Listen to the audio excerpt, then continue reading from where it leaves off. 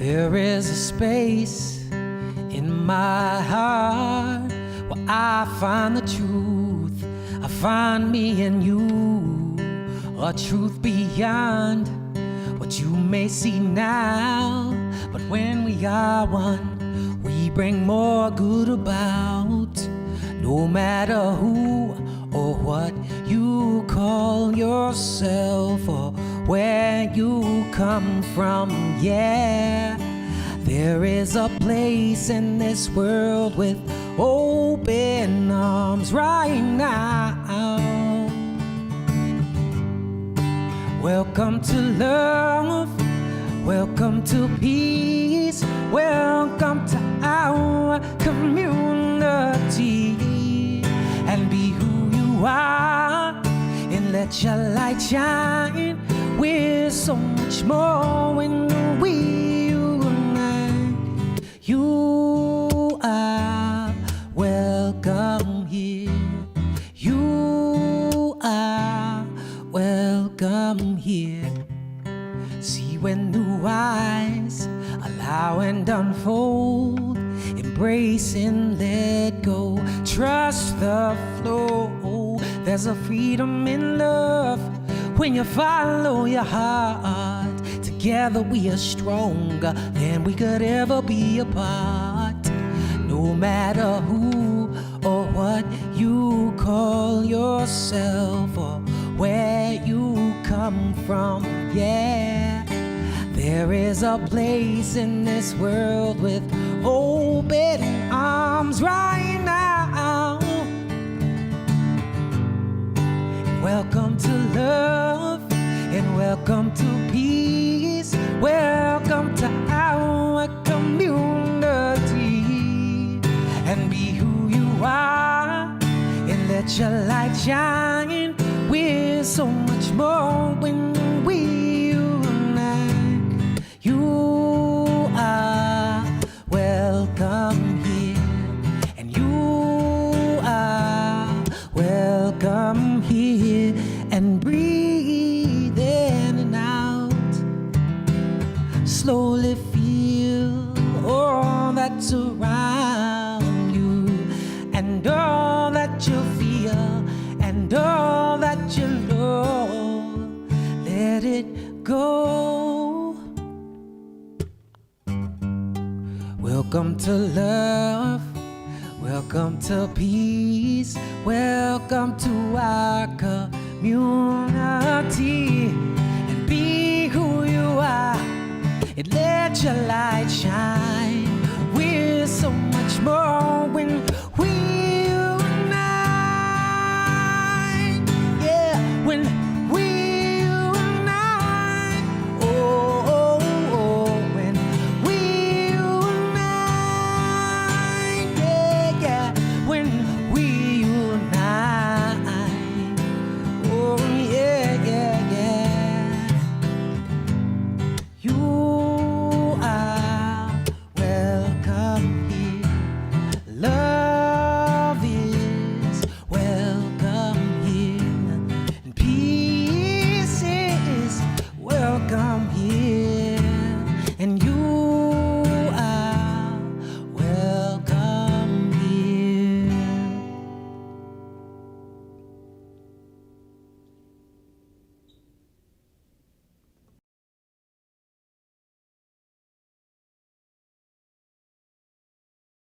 Good morning. My name's Diana Johnson.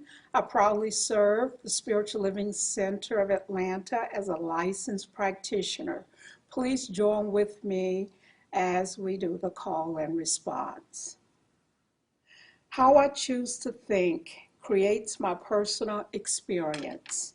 Therefore, I choose to think affirmatively. I choose to speak affirmatively. I choose to live affirmatively. Not only is this my right, it is my responsibility as a conscious being. I allow myself to be guided, used, and available for the reawakening of everyone's magnificence. The moment is now, and I say yes, and together we say and so it is. And so it is. Thank you, Practitioner Diana Johnson. Thank you, John Stringer, always for that opening song.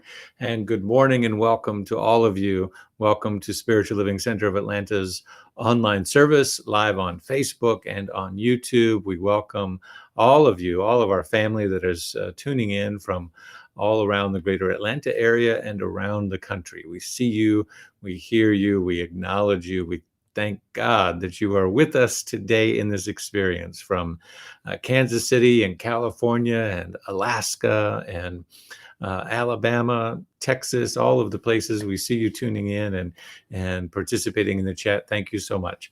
My name is David Alexander. I'm the spiritual director at Spiritual Living Center of Atlanta. And we are part of a global movement called Centers for Spiritual Living that is committed to the transformation of humanity through the vision of a world that works for everyone and through the practical application of spiritual tools that make a difference in our lives. And so that's what we are about today. Thank you for being a part of this broadcast. If you would take a moment and again, let us know where you're tuning in from. If you can, share the feed of this broadcast on your news feed. You can use the hashtags SLCA or You Belong. All of those are great ways to let people know about us throughout the world. And if you're here for the first time, would you let us know this morning? We would love to acknowledge you in the chat and welcome you into this space. Let me tell you a few things that are going on, and then we'll move into our wonderful experience together. First and foremost, our opportunities for grateful giving.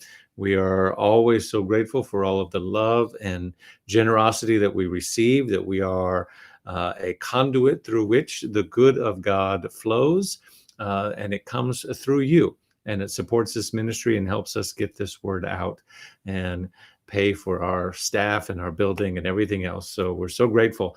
You see the text to give number on your screen. That's the easiest way to donate today if you're so moved.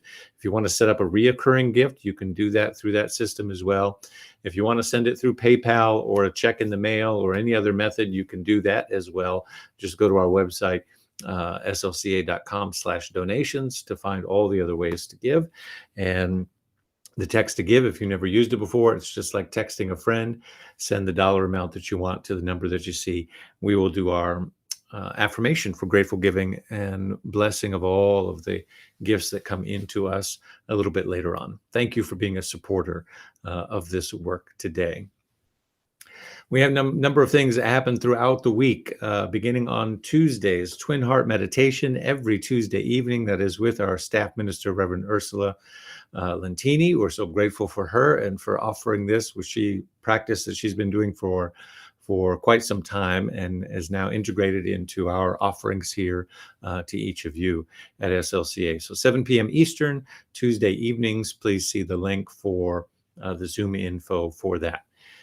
Wednesday evenings, we have our Living the Science of Mind gathering. It's an opportunity for 2 hours to go deep into spiritual education and exploration. Facilitated conversation with Reverend Susan Zoller. That is every Wednesday at 7 p.m. Eastern. Again, see the link for the Zoom link and to register, all that good stuff. And every Sunday morning, we have a group that gathers together to explore the Science of Mind magazine in what we call adult study. That is 1 hour, and it's a power-packed hour of deep and rich conversation. We invite you to it. All of these things are love offering based, no registration cost. You just need to sign up so that you can get the link to them and participate. So education on Sunday mornings, on Wednesday evenings, spiritual practice on Tuesday evenings, lots of wonderful stuff, part of our regular rhythm here at SLCA. A couple of new things coming up that we want you to let you know. Pride Month is coming.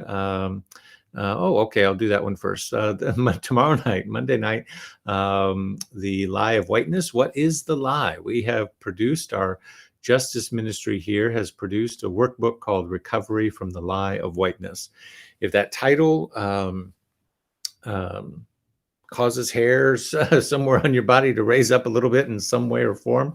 What do you mean by the lie? What do you mean by whiteness? What do you, are you saying whatever all that conversation is? Bring all of that curiosity, that questioning, even that uncomfortableness, discomfort to tomorrow night for a free workshop that I'm going to do on what is the lie. We're going to break it down. We're going to talk about it. There's some Q&A. I'm going to tell you then how you can use this workbook to enhance creating a space of a world that works for all within your own consciousness. And we'll get to all of that. It's going to be about an hour and a half. Again, it's free. There'll be time for Q&A, and I'll actually stay on for as long as we need to explore the conversation. There's a lot of information that we want to cover in that time. So please share that on social media. Let people know about it. We look forward to seeing you tomorrow night. We want you also to know with Pride Month coming up for most of the country, and here in Atlanta, we do it in October, but June is Pride across the country. And in celebration and preparation for that, our friends at Transformation Journeys Worldwide are doing a wonderful workshop called Being Strong Allies for Transgender, Nonconforming, and Non-Binary People. Information is there. We love this organization. We love the work that Reverend Linda and Gabrielle do all around the world and the opportunity that they bring to us. There is opportunity for individual registration for this or company packages. This is a great training for any company or organization that you might belong to. You can do that as well, or you can sign up as an individual. So please check that out. And finally, practitioners are available for prayer in our chat this morning. Don't leave this space without the opportunity for prayer. We're creating community here together this morning, and we want you to feel supported in whatever you are moving through in your life. Let yourself be known in the chat, and they will reach out to you, and we'll get you connected. All right, I believe that is all the announcements that we have for this morning. Let's take a deep breath and just settle into our space as we know that you belong, we belong together in this community that we're creating, and let's have a wonderful experience together now. Peace and blessings. I feel so cared for by our minister. I am so honored to be in this community and sharing life with Reverend David Alexander. And I wanted to, at this time, acknowledge the passing of another member of, or a member of our community that has meant so much to perhaps even you and out of the state of Georgia. She was a longtime friend and colleague of our founder, Kennedy Schultz. And I wanted to let you know that Reverend Dr. Joyce Reynolds has transitioned this last week, and there will be a service, just to give you some administrative information here. There will be a service, a memorial service honoring her life and her legacy, Saturday, July 31st at 11 a.m. at the Spiritual Center, City of Light, and a reception to follow. And the address is 3125 Presidential Parkway. So we'll share more information throughout the months to come, but that will be the day after what would have been her birthday. And I celebrated so many birthdays with Joyce. We called her Joycey, and she was motivator of 1 or 1,000. She was so well known for her decades of teaching of prosperity seminars and universal laws and principles in such a way so that the lay terms were just so that would just impact you from your heart, and that you would receive her love and her wisdom. And so I wanted to just deep bow to Joyce and her family. And she meant so much. Just type in the chat if you knew Joyce Reynolds. I wanted to just share that with you because today the title of Reverend David's talk is Say Their Names. And so I say her name, Joyce Reynolds.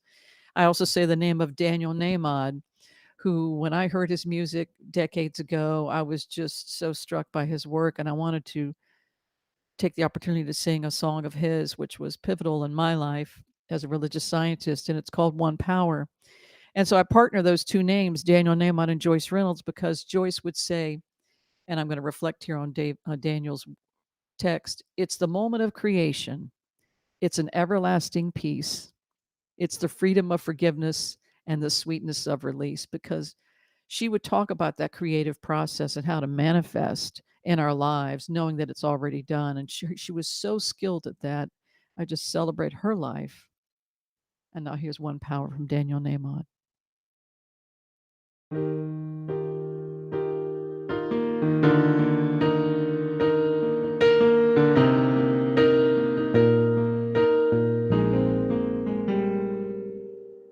There's one power invisible,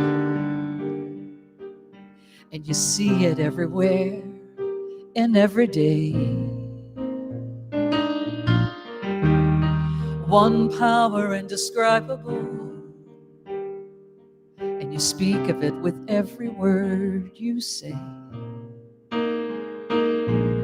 Mysterious until you know the truth. As simple as the love inside of you.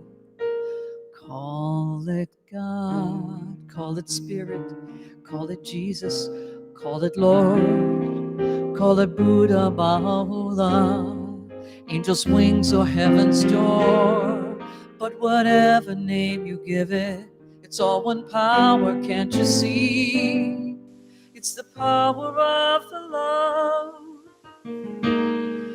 in you and me.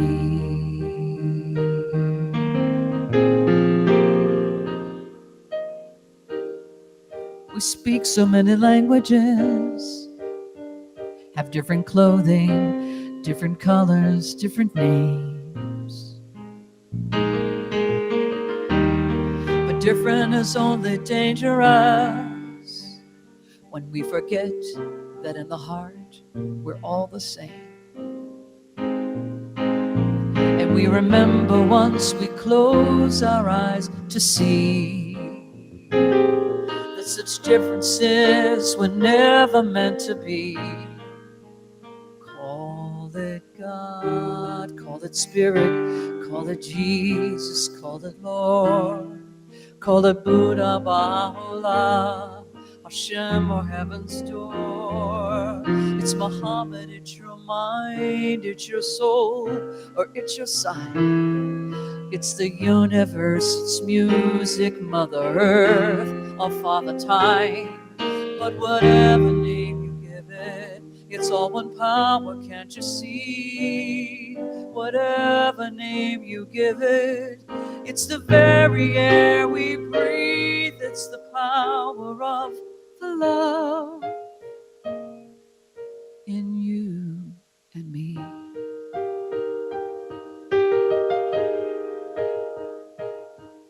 It's the moment of creation. It's an everlasting peace. It's the freedom of forgiveness. It's the sweetness of release. It's the joy of inspiration. It's the sunshine on your face. It's the birthright of all nations and the boundlessness of space. It's the beauty of a baby, the serenity of sleep. It's the anger we abandon for. It's love that's most deep. It's one power.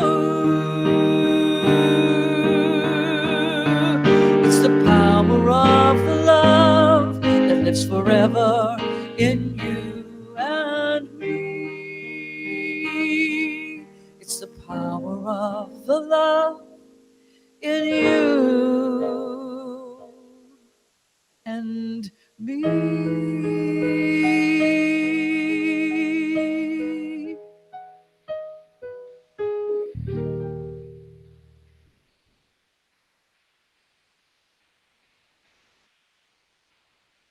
Penelope, that was beautiful. So emotional. Wow. Wow. So in this moment of open-heartedness, let us know something together. Uncross your arms and legs. This is a spiritual mind treatment. This is where we shift our consciousness in a greater way, in a bigger direction, more open. And this is what we know. This is what I know. Take these words for yourself. This one power is our heartbeat, our breath. It is inseparable from everything and everyone. This one power is keeping us alive. This one power is more us than our identity.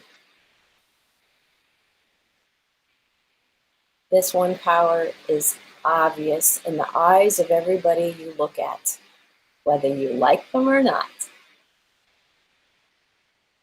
So when we look in the mirror and we look at the stuff that we like and we don't like, it's all the same energy. That energy has the quality of love. Feel the love. Power. There's that word again. And intelligence. Own that for yourselves. It is us. And as we let go of the parts of us that we don't like, we let go of the anger that we have towards ourselves, the mistrust, and we come back around it and embrace it. Today's talk is say their name, but we have parts inside of us that we've lost, and we want to say their name too. The innocence, the trust, vulnerability. All of us are welcome. All of us are included. No child left behind. No part of us unnoticed. We're all in this together. Feel the togetherness, the inseparability. The gratitude, when we understand this, can be overwhelming. We are never alone. Feel the belonging. I invite you to feel the connectedness to all of time and space, to every person. And feel the safety in belonging, in gratitude, togetherness, and feel the love.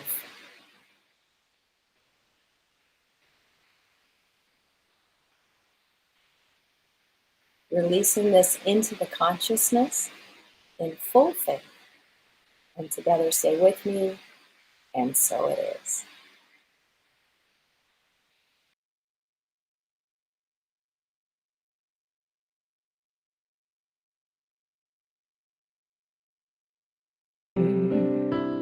I breathe the heart of God. I breathe the love of God through me. With every prayer, I breathe the heart of God. I breathe the love of God through me. As I open and allow, I know right here and now, I create a world where wonders never cease. With every prayer, I breathe the heart of God. I breathe the love of God through me.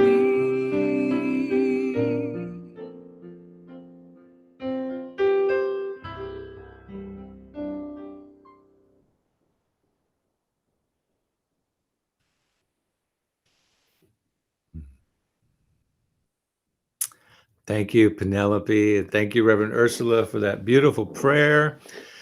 Good morning, SLCA family. It is so good to be with you as we gather in our own individual spaces. I am so excited about the return to physical space that will be happening later on this summer, beginning July 4th weekend. Coming together in the building. We'll roll out all the safety protocols and details of those things to you very soon. And we will continue to have a dynamic engagement of our online community, people watching and tuning in and participating from all over the country, continent, and the world. Amen. So today's title is Say Their Names, and we'll talk about that in just a moment. The theme for the month is Holy, Holy Uprising. You may have seen just one more time. I get the chance, maybe actually two more times, right? Next Sunday too. I get to hold up Signs of Mind magazine for the May issue, Holy, Holy Uprising. Great cover story there about SLCA and the work we're doing and the way we're doing it, and some attractive folks on the cover.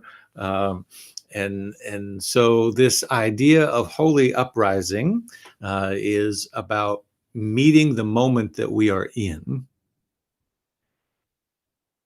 And this notion of saying their names is about a remembering, so that we're connected to our ancestry. We're connected. I love seeing the tributes to Joyce Reynolds, beloved teacher of teachers in the Atlanta community and beyond. And I'm so grateful for the legacy that she leaves and the history that she connects SLCA to. It's absolutely beautiful to hear all of the people who have been touched by her life. And so that's kind of what saying their names is all about, right? And we'll get there in just a moment, but I want to just kind of tee that up and then softly lean into it, because what I want to ultimately talk about today is where we are as a movement, where we have come from, and what we are passing on to the next generation. And I pray and believe that in the context of this message that there is a nugget of wisdom and liberation and freedom for each of us listening today. So let's get free today. Amen. Somebody type in the chat, let's get free today. And we will, there we go. That's our first hallelujah moment. Let's get free today.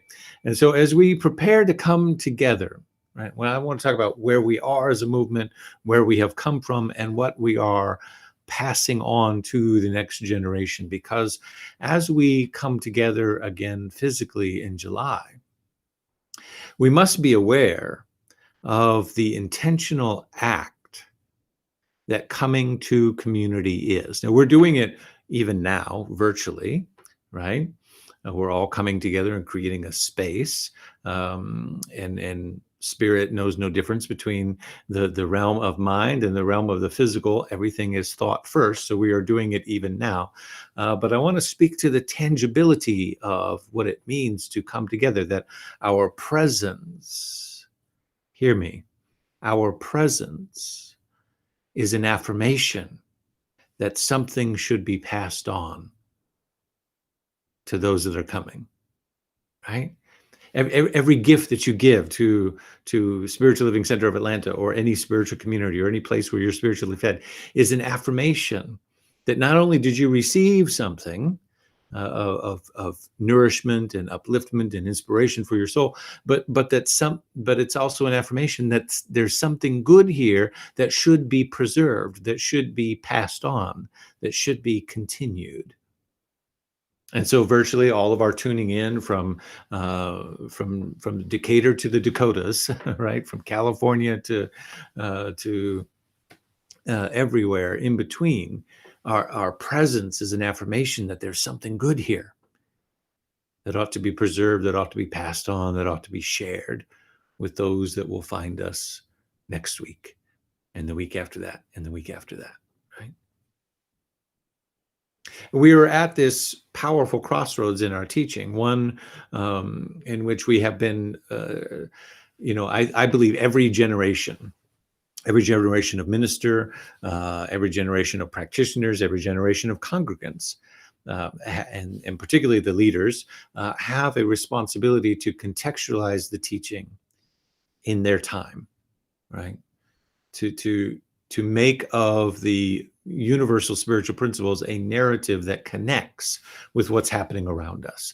And so I have been contextualizing this teaching in the framework of liberation, in the framework of justice movement work, in the framework of addressing racism and supremacy and inequities in our society, and all of the isms that we have managed to create over the decades. And there are those who, not necessarily among us in our community, but in the wider New Thought community, there are those who push against that, who say, no, when I came into this teaching, that's not what it was about, right? It was about feel good, and it was about personal empowerment, and it was about uplifting, and it was about minding my own business and attending to my own consciousness. Can we go back to that? And there's this kind of push and pull. Articles like the cover article for this month's issue of Science of Mind magazine bring these things to the surface, and there are groups online that dialogue and people, debate and speak to these things. And we're at a powerful crossroads that gives us the opportunity, I believe, to leave behind the materialistic expressions, the shallow expressions of manifestation of our teaching, that is dressed up in personal freedom, the isolationist expressions of science of mind, that act like the science of minding your own business, in exchange for a radically new approach that draws upon our roots and places us squarely in this moment of history, armed with the only thing that this teaching can really arm us with: a consciousness of healing. A consciousness of healing, the power to heal through right use and right application of the laws of mind, right? And therefore, how we name this moment, how we approach this season that we are in, how we shift from the pandemic experience to building community in physical ways again, is of utmost importance. And so today I want us to look at the power of naming what is so, naming what has been, naming what will be, as we lift up and remember those that have gone before us. Our title today is Say Their Names. And we did a Say Their Names service back in February. And you can still find it on our archives on Facebook and on YouTube. And maybe we can get a link posted in the chat this morning for that.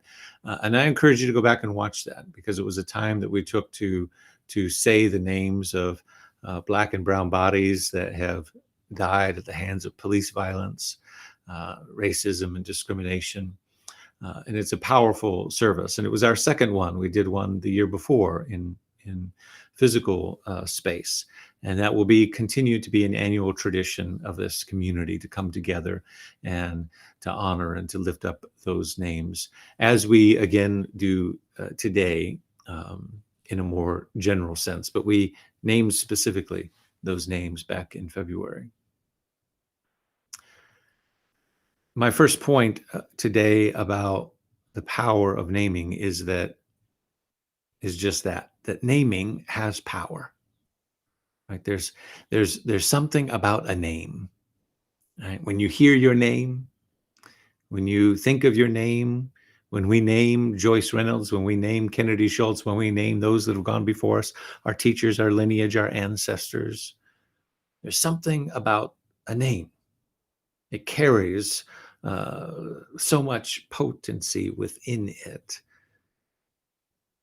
Many people have this relationship with the name Jesus, or with the name Lord, or with the name Christ. I'm remembering a story as I say that of a number of years ago. I spoke for a colleague of mine in Portland. He's a Baptist preacher. He's a very well-known Baptist preacher in the city of Portland, very involved in the city engagement. And we worked together on a group called the interfaith peace and action committee that marched in the streets and kept our parks safe that were riddled with gang violence, and worked with the mayor's office and producing statements and responding to the violence and the outbursts of protests through the summers in Portland, Oregon, which became, when we started, a somewhat small aspect of our work and then became a very big aspect of our work. And so this minister, he colleague of mine, he went on a sabbatical to finish up his work for his doctorate, and he invited me to speak. Now, a little bit of backstory on this. His pulpit, the First Avenue Baptist Church in Portland, is the only place in the entire state of Oregon where the Reverend Dr. Martin Luther King Jr. came and spoke. So they still have the same pulpit, and it's the same space, and so it's a very significant space. And so my friend, Pastor Matt, Dr. Matt, is a very wonderful, kind, generous soul. He came out to see me in Lake Oswego. He saw me preach, and then he invited me to speak for him and fill in one of the Sundays of his sabbatical. And he said, "Come as you are, do what you do on Sunday. I want people to be exposed to how you teach and all of that." And so we were arranging it, and he was having some rabbis come in and other colleagues within his own denomination, etc. So quite a mix of people over several weeks. And I told him, I said, this is your house, and I want to respect your house, and this is the place where Dr. King spoke, and so I'll bring my robe. I'll wear my doctoral robe and my ministerial robe. And he said, "You don't need to do that. I've seen you on Sunday. You don't wear your robe every week. Just be you. Do you." And I said, "Pastor Matt, your pulpit is the only place in the entire state of Oregon where the Reverend Dr. Martin Luther King Jr. stood and spoke and preached. I will be wearing my robe." Right? It was about respecting the ancestry and the legacy of the space, and the legacy that is on his shoulders and the shoulders that he stands on, and so on and so forth. And so the day came, and I prepared, and I wore my robe, and the music minister, I promise the story is going somewhere. It's all about the power of a name. The music minister, who I was very good friends with, years ago, our two churches sort of had a falling out with. And the reason we had a falling out with is because I had invited Bishop Carlton Pearson to speak. And Carlton Pearson was considered a heretic. But I invited this interfaith coalition to come together, and music and all of these things. And this music minister was one of the people that I reached out to. She's a very well-known gospel singer in the city of Portland, and I wanted her to be part of the service. Well, it was a bit of an insult for her to consider singing for somebody who she thought was a heretic. And so we hadn't spoken a whole lot since that time. We remained friends and collegial within the greater Portland area, but not collaborating on projects such as this. And so the time comes, I'm sitting in the pulpit, I'm wearing my robe, and she's going to do the song before I'm introduced. I've been introduced, and then after the song, I'll get up and speak. And so you can imagine the pulpit, the platform, and then this higher up place where the music ministry is. And so she's sort of right behind my shoulder, if you will. So I'm sitting down here in my robe, and she begins to sing. And this is the song she sings before I preach in this Baptist church. Jesus, Jesus, Jesus. Jesus, Jesus, Jesus. Wonderful Jesus. That's the whole song. For about 3-4 minutes, she sang Jesus, Jesus, Jesus. And you see, there's something about a name, right?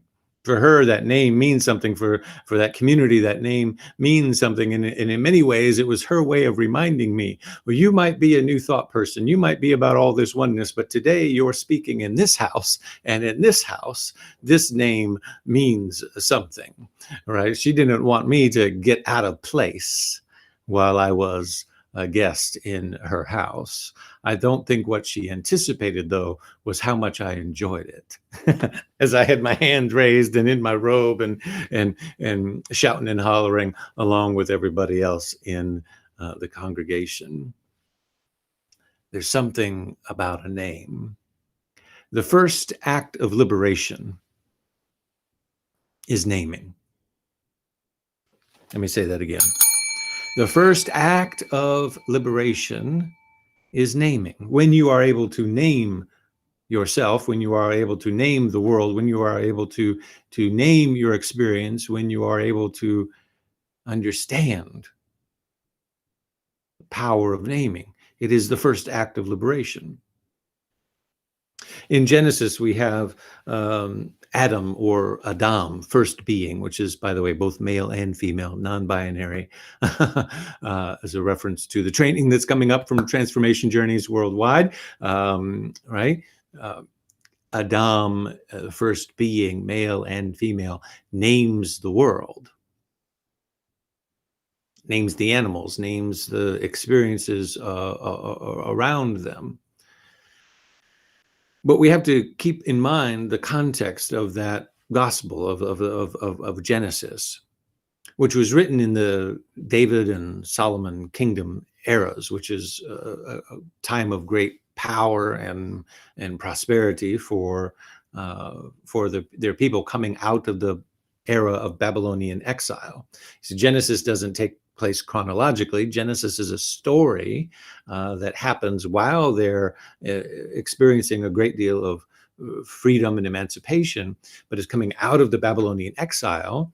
It's actually kind of the initiation, if you will, just a very brief biblical class here for a moment. Exodus happens, and it's out of the desire to tell the story to their people of Exodus, to remember their ancestors, to remember where they came from, that then they say, you know what, we actually need to go a little bit further back and talk about where we came from.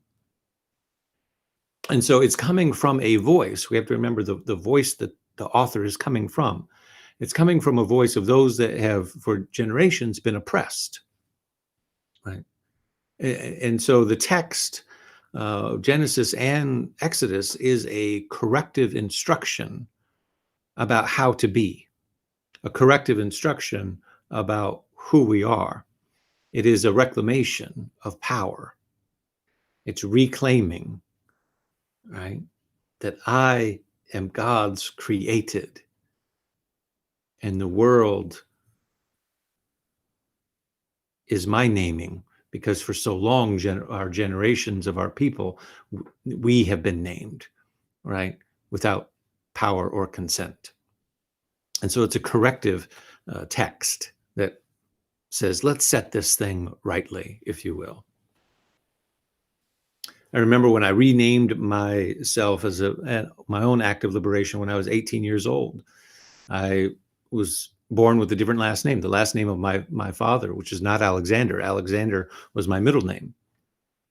But I had no connection to my father. He wasn't in my life, didn't pay child support, didn't know anybody from that side of the family, had never seen or heard from him. And so when I was 18, I wanted to drop my last name and just go by my first name and my middle name, which was Alexander, David Alexander. And over the years, I grew into that space, and I decided to adopt it fully as my name and to actually put in a new middle name, Finley, which came from my grandfather, who was not my biological grandfather, but was the man who raised my mother and my aunt as his own after my grandmother's first husband, David, who I'm also named after, committed suicide after coming back from World War II before being called back to the Korean War. And so Bill Finley came in and raised these girls as his own, and I wanted to pass down the lineage of his name in honor of that legacy, in honor of Alexander, which was a great, long, traditional family name on my grandmother's side, and David. Naming is an act of liberation. It's a reclamation of power. Naming is also relational. It's communal. You notice in the Genesis story, Adam, first being, comes into being at the end of the creation process. Other things, plants and animals and the earth and the water and the air and everything else are created around, and out of the dust, Adam, or first beings, come. They are in relationship to that which is around them, you see. Naming is relational. First, naming is liberation. Second, naming is relational or communal. We live and exist in relationship to those things around us, not as isolated islands unto ourselves. We come from somewhere. If you do your genealogy, as I have done, you go back far enough, you'll find names that will say, I have an ancestral name called Compton, which comes from England. And you go back far enough and you find a Robert de Compton, D-E, right? Robert of Compton, of the area of Compton, of the people of Compton, yes, your minister is straight out of Compton. But anyway, that's I'll see if anybody caught that. My wife won't let me wear a t-shirt that says that, by the way. And it's probably for the better, right? But our naming is relational. We come from somewhere. We belong to someone, land and earth and people, etc. Naming is about stewardship and that relationship. I remember when I was inducted back in 2009 here in Atlanta into the Martin Luther King Jr.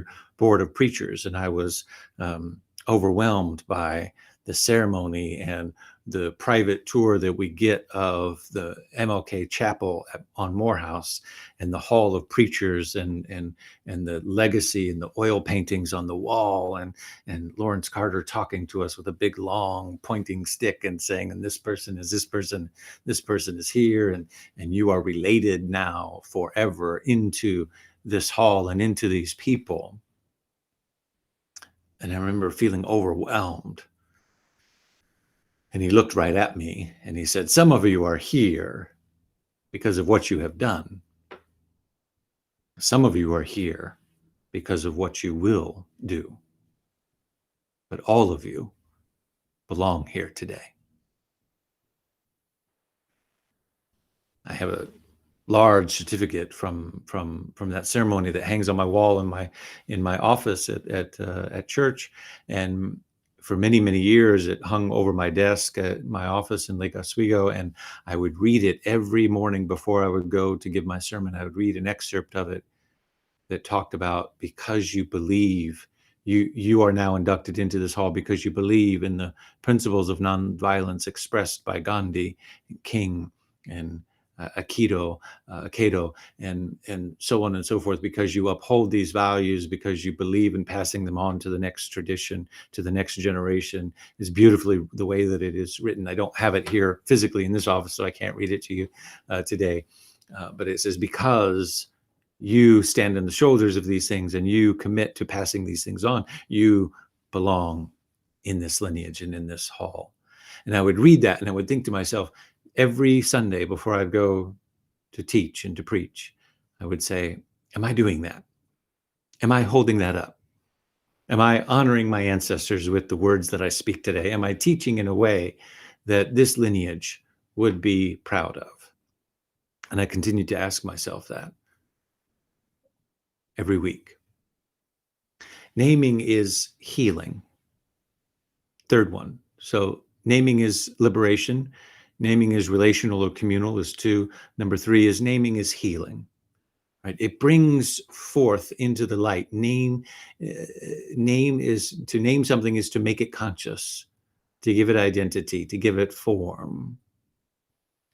When I took my new name, David Alexander, and it put me on a path, and I thought that I had left a part of me that I didn't want to look at, a part of me of my father's lineage that I didn't have connection to, I didn't have relationship with, and I didn't want to associate with. I thought I had left that behind. But naming is healing. And what it did was it actually put me on a path in which I would have to reconcile that past. It put me on a path of doing more of my lineage online, and I ended up discovering parts of my father's lineage that I did not know, and where the name came from Scotland, and discovering things about that family, and discovering that he had been abandoned by his father, and his father had been abandoned by his father. And so when I came into fatherhood, giving birth to my wife, giving birth to my firstborn son, and having an adopted son as well, I knew that I had to go back and heal and reconcile that lineage. I could change the name all I wanted, but I couldn't change the destiny that said my task, the responsibility laid on my shoulders, is to heal the brokenness, to heal the cycle of separation, to heal the abandonment. See, naming is healing.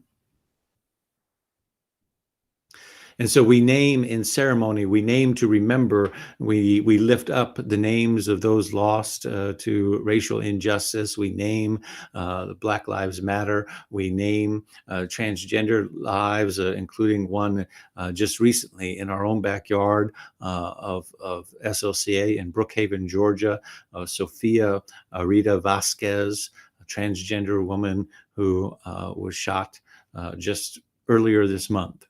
36 years old. We lift up these names. We lift up the name Robert Greene, who we are just now getting new information of. That we were told it was a traffic accident that took his life, and we now see through the body footage camera no mention in the initial police report of any engagement with officers. They then later said, oh, there was a struggle. When we arrived on the scene, and now we see that for 45 minutes they tased and tortured and dragged and suffocated and essentially lynched this young man. We lift up Robert Greene among all of the others that we have named. We lift up those lost to world wars. We lift up those lost at 9/11. We lift up Martin Luther King Jr., and we lift up Malcolm X, and we lift up all of those that have been in our lineage to teach us and to guide us. We lift up the World AIDS Quilt. We see all of the ways in which humanity has created memorials to remembering. And we lift up the nearly 600,000 lives that dwarf the number lost in Vietnam, that rival the numbers lost in world wars. At this 600,000, 590,000, I believe it is now, lost to COVID-19. We lift these names up, and we do so because naming is an act of remembering. And an act of remembering is to remember, to become a member again, to join the body.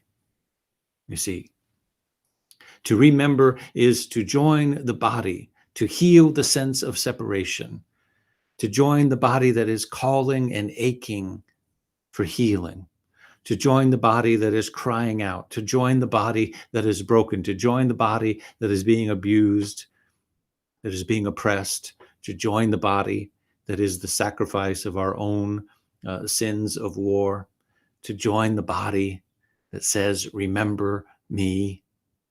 And as we remember them, we dedicate ourselves to doing better. We dedicate ourselves to the learning.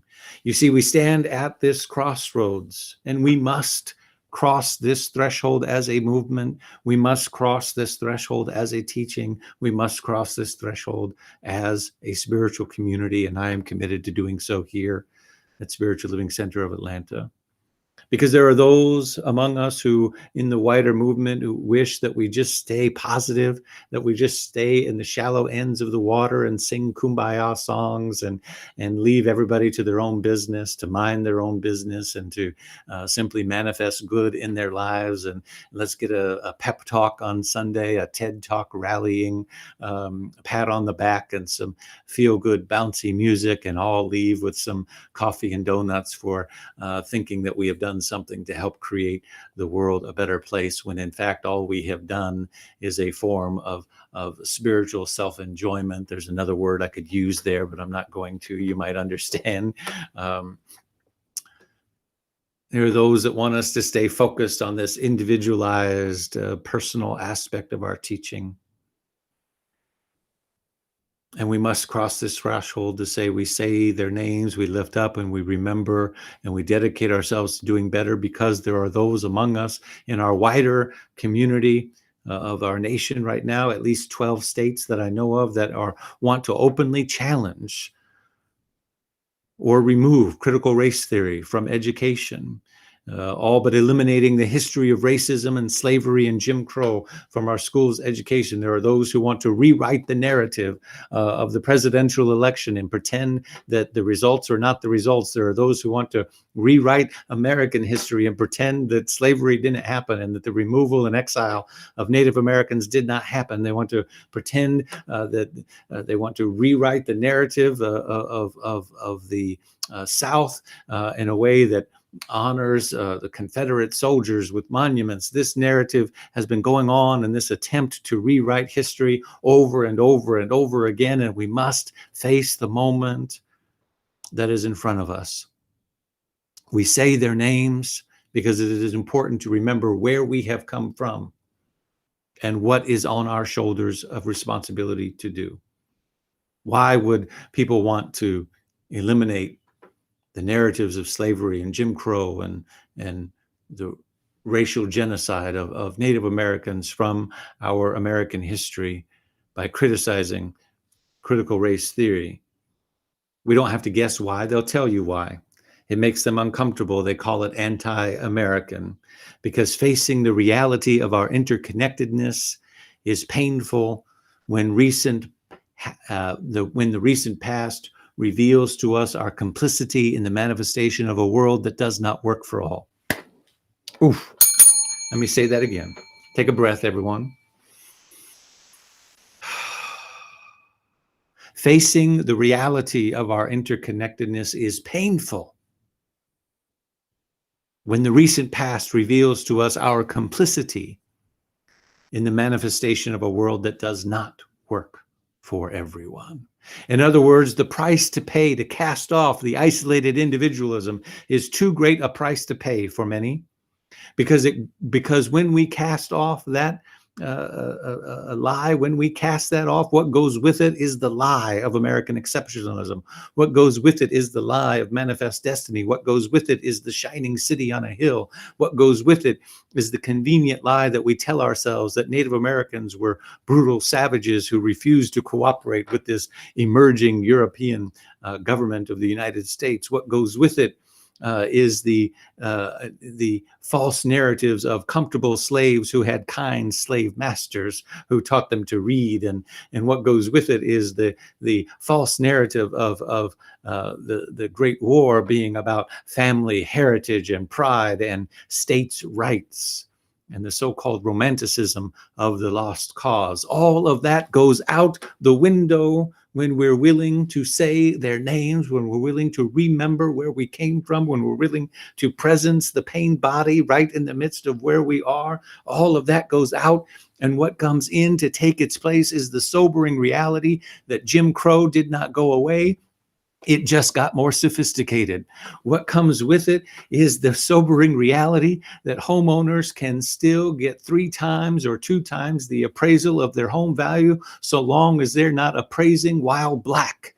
What comes with it is the sobering reality that young black men and women are still targeted 2 to 3 times more than their white counterparts by the police. What comes with it is the awareness that we still have a long way to go, and that we cannot romanticize the election of a black president or the speech of a prophet like Dr. King, that these are manifestations of a whitewashing of history that tell us that racism and discrimination are things of the past, because look at this. No, we have got a long way to go to carve justice out of that mountain. We have got a long way to go. So we say their names so that we remember, so that we become one body again.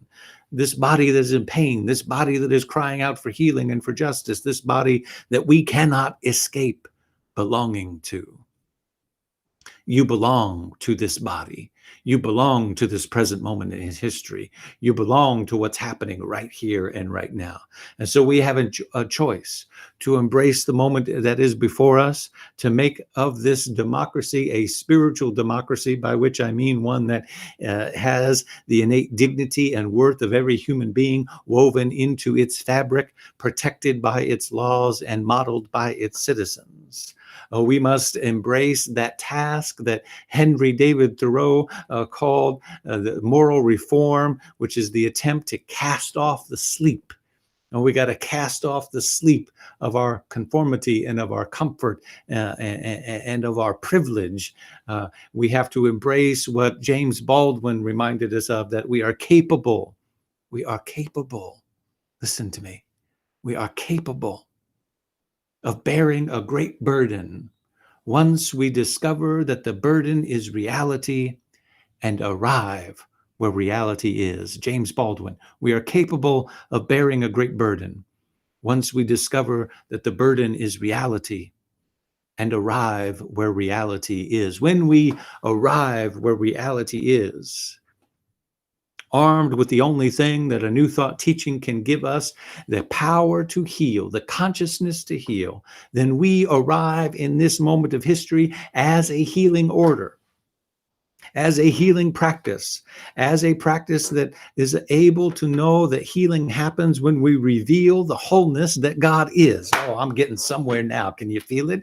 When we arrive where reality is, we come bearing our gifts of the transformation of consciousness to be revealers of the wholeness that God is. And therefore, we got to call out what needs to be called out. We got to name a thing, and we got to say the names of those that have gone before us so that we don't forget the pain that has brought us this far. We show up with what empowers us to create from wholeness. Wholeness, wholeness, wholeness. Wholeness means complete. It doesn't mean perfection. It means complete. It means nothing left out. When we tell the whole story, we become more ourselves. When I tell my whole story, I can change my name if I want to, but when I tell my whole story of who I am, then I don't leave out the part that my father imprinted upon me and the legacy that I stand on, and my responsibility to heal the generational pain that he passed on to me. When I tell the whole story, when I come into reality bearing the gifts of consciousness that this teaching gives me, then I create from wholeness, leaving nothing out. We can tell the truth and move with more power when we do so. Nothing is lost when we tell the truth, even when it's uncomfortable. And so we can embrace the moment and tell the truth and say that the legacy that we stand on from Dr. Ernest Holmes and Ralph Waldo Emerson and so on and so forth were white men in a world that honored and venerated the intellectual insights through patriarchy of white men. And we can be honest and say that Ernest Holmes learned just about everything he knew from Emma Curtis Hopkins, a woman who broke the patriarchal barrier and was a transformer and teacher of teachers like Joyce Reynolds. We can tell the truth and say that Ralph Waldo Emerson was a privileged white male who saw through his own intellectual rigor the values of standing up for the abolitionist movement and speaking out. We can tell the truth that the great teacher of the law in our teaching, Thomas Troward, learned just about everything, that he too was a white privileged male from Europe sent by his family into India to be part of the British Empire, served as a judge, and learned all that he knew that we call the law of metaphysics as the Vedic hymns, as the ancient Indian mystical truths of that space, and all the nameless people that he didn't put in his footnotes of his work, but no doubt that influenced him and taught him what he knows. We can tell the truth and the whole truth, and it liberates us when we do so. We reveal it by speaking it and becoming the place where wholeness shows up. And we stand on the shoulders of our ancient New Thought forebearers like Horatio Dresser, who in 1909 said, to the degree that oneness is practiced, injustice dissipates or ceases from our experience. To the degree that oneness is practiced, injustice ceases in our experience. That's the legacy that we stand on. We are a truth-telling, transforming, healing order that is able to meet the moment, not shy away and say that that's none of our business, but to speak radically into the room the names of those that have gone before us. And so I want to leave you today with two forms of practice that I want you to practice between now and we come together in July. One is simply a way of simply acknowledging and introducing yourself or thinking about yourself in context and relationship to everything around you. We learned this from our author of the book You Belong, Sebene Selassie, in our class earlier this year, that we begin by acknowledging the land that we are on. There's a great website you can use, land.co, I think it is, that will tell you the native peoples of the land wherever your physical address is, of your home, of your workplace, of a conference that you're going to, of whatever it might be. So we begin with the land acknowledgement, that I come to you this morning on the unceded territory of the Cherokee people. And that the water that runs through my backyard and the trees that shade my house and give me comfort is water and land and soil and trees that belonged to the unceded Cherokee Nation. You follow that with the lineage of your own teachers. I stand in humble honor and reverence as the fourth spiritual director of Spiritual Living Center of Atlanta, standing on the shoulders of those that came before me, Dr. David Alt, Paul Gagne, and the legacy, teaching, and founding work of Dr. Kennedy Schultz. I come from a legacy of teachers, from Patrick Pollard in Albuquerque and Reverend Richard Imprescia before him, my dean, the Reverend Dr. Clancy Blakemore in Ministerial School, and my mentors, who are many. And finally, ancestors. So land acknowledgement, lineage, and then ancestors. My ancestors, my people come having immigrated here to the United States over 400 years ago and gone north and south and east and west all across this country, primarily in the upper Midwest in my recent history, family roots in Wisconsin, but spreading throughout the entire East Coast and United States, including right here in the South, ancestry from my father's side. And all of that lineage goes back primarily to Scotland and to Germany and to France and oh gosh, where else? It's all Northern European places, England, and so on. Land acknowledgement, lineage, and ancestors. Contextualize yourself in those ways so that you remember who you are, whose you are, and where you came from. And finally, and we'll close with this today, a libation ceremony. We'll save it for our time together to do it as we come together on Independence Weekend. And we talk more about how to contextualize ourselves, even in the face of this value of independence, that we contextualize our communal relationship with one another, that we belong to each other. In a libation ceremony, we give thanks to the ancestors through the practice of pouring water that connects us to the earth and to our bodies and to this planet that is made of water and to our bodies that are made of water and to water that sustains everything in this realm. And we pour this water out on behalf of the unnamed ancient beings and the holders of truth, the unnamed entities of spiritual lineage, whose wisdom we are constantly seeking to pull down through poetry and music and spiritual practice. In the name of the ancient ancestors and holders of truth, we give libations, and you would say Ashe or Amen or and so it is.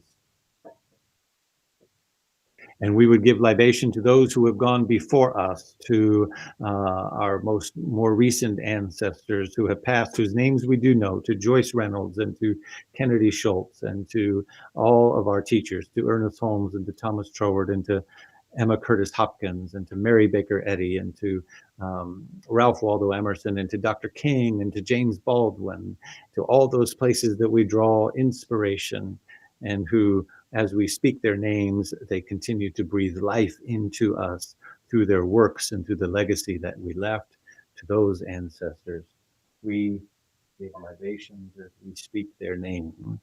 And to those who are among us doing the work, to the justice workers and to the school teachers and to the frontline hospital workers and to those who are standing up every day despite the pushback that they get, despite the insistence that racism isn't real, or despite the whatever resistance that they face, to those who are bravely doing the work, may your name, as we speak your name, I'm thinking of people in our community. I'm thinking of practitioner Gina Harris in Chicago.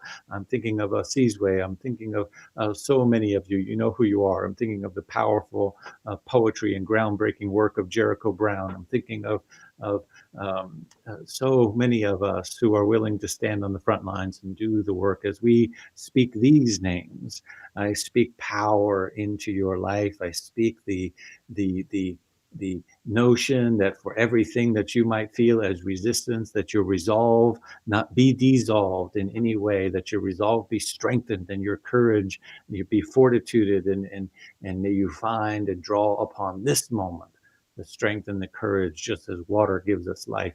May you find through this moment reverberating in the atmosphere the strength to push on and continue to do the good work. Speak the names and give libations. And finally, we speak for the children, for the next generation to come, to the people who through your giving today will find Spiritual Living Center of Atlanta, because it still is here a month from now, a year from now, 10 years from now, 40 years from now. To those who will find our works, to those who will find our seats, to those who will take their place as teachers, as practitioners, as leaders, as doctors, as justice warriors. We speak their names into this space.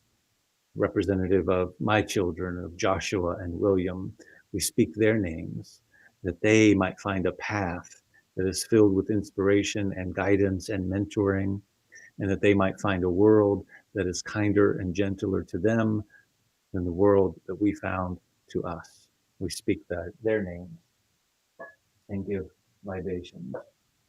I invite you to do this as you water your plants in your house. I invite you to do this as you carry throughout your day. I invite you to do this, and we will do this in a broader ceremonial way on July 4th as we concentrate. I'm saying concentrate, you know what I mean, consecrate the space of our communal gatherings on Sunday mornings.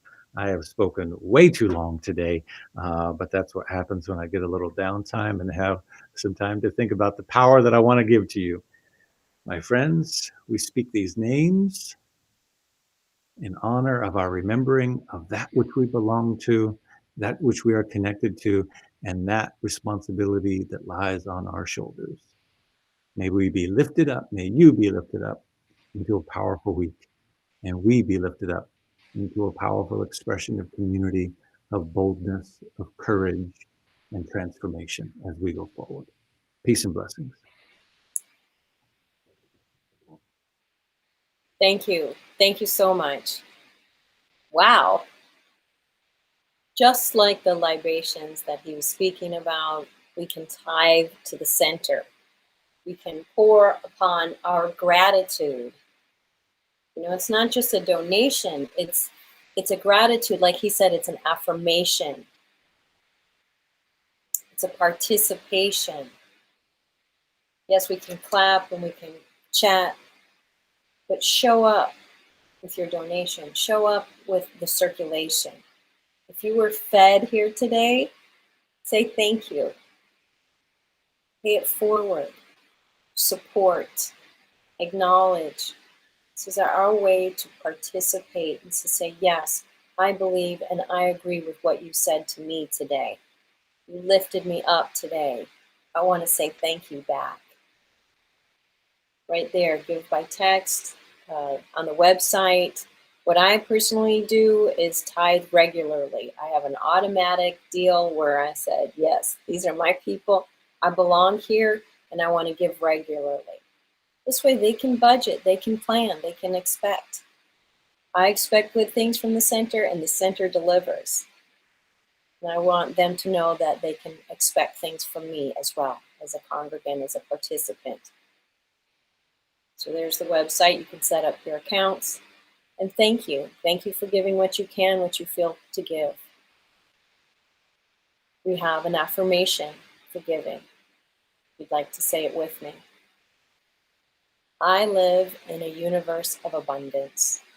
As I freely and joyfully give, I know the divine flow and all that I share with life returns to me, multiplied abundantly. And so it is. That's the law.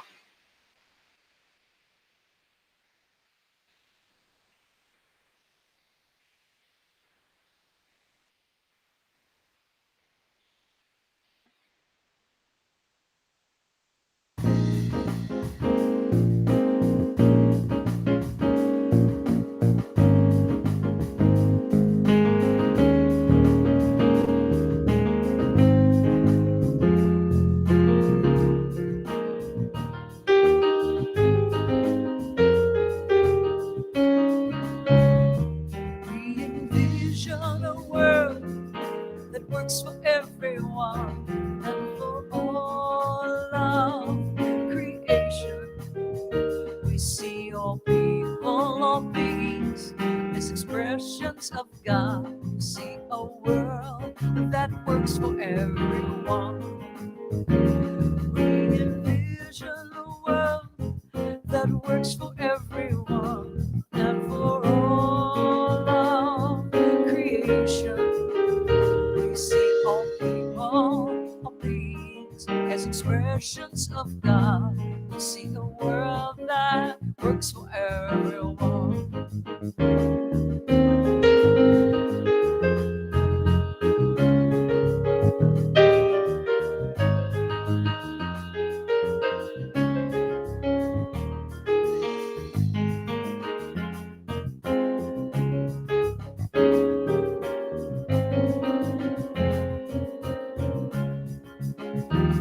We envision a world that works for everyone and for all of creation.